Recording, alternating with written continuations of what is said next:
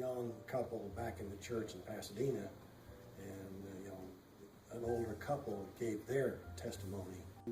I just think that what they said was quite a bit of an impact, that we were struggling on how to give and how much to give, and not having a whole lot of money to give. And they said that you have to work at it to build up to being a tither. One thing that made a lot of sense to me was that, if you get a raise, nowadays you're getting 1 or 2 or maybe if you're lucky 3% raises.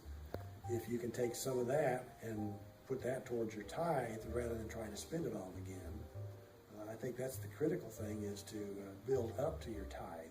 It's hard to be cheerful about it, and we came up with some idea that it may not be as easy in the beginning, but if you practice giving in a cheerful way, you'll find out that you don't miss what you give away once you start giving it away.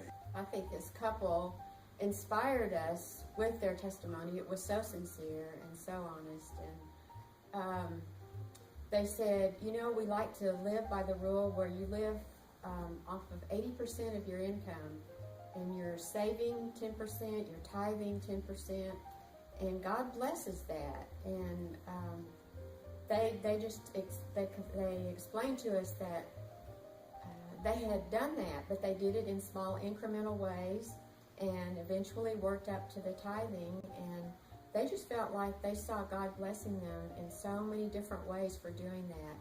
For all the things that we have are God's anyway, including our money and our time and our talents and all the things we talk about in stewardship.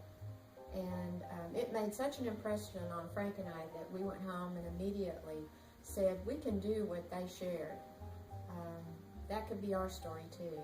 And it is our story, and God has truly blessed us as well. And we like to pass it on, as often as we can. We try to be generous, and we just thank God every day for how generous He's been to us. I think the challenge is to all of us, where are we? Where do we need to start? It's all about Jesus. It's all about being Christ-like.